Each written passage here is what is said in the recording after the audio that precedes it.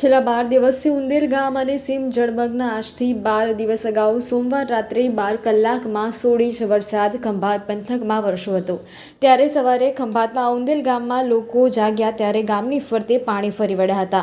બપોર સુધીમાં ગામમાં આવેલા ઘરોમાં 6 ફૂટ જેટલા પાણી ફરી વળ્યા હતા। તેથી રહીશો બીજા માળે ચાલ્યા ગયા હતા। કેટલાક લોકોએ જીવના જોખમે ઊંચાણવાળા વિસ્તારમાં ધસી ગયા હતા। તે વાતને 12 દિવસ થઈ ગયા છે પણ ઉંદેલ ગામમાંથી પાણી ઓસરતા નથી। પંચાયતે ચારેક જગ્યાએ પંપ મૂકીને પાણી નિકાલ કર્યો હતો પરંતુ 1 ઇંચ વરસાદ પડતા પુનઃ પાણી ભરાઈ ગયા છે। 12 દિવસથી ગ્રામજનોએ ખેતરો જોયા નથી। બાળકો ખંભાત ભણવા જઈ શકતા નથી તેમજ ઘર વખરી તણાઈ ગઈ હોવાથી હાલત કફોડી બની છે।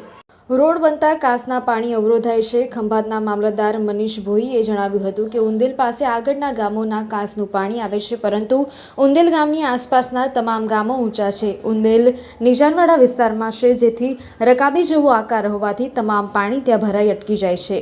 20 વર્ષ અગાઉ વાડોલ પાસેથી વરસાદી પાણીનો નિકાલ કાસ દ્વારા થતો હતો પરંતુ રોડ પડતા આ કાસના પાણી આગળ જતા બંધ થઈ ગયા હતા।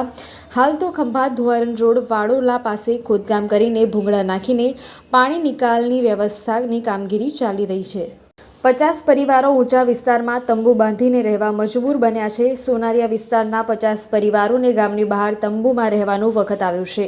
આ અંગે વહીવટી તંત્રના અધિકારી 6 દિવસ અગાઉ મુલાકાત લઈ ગયા હતા પરંતુ હજુ સુધી પાણીનો નિકાલ કરવા માટે કોઈ જ પગલાં લેવાયા નથી।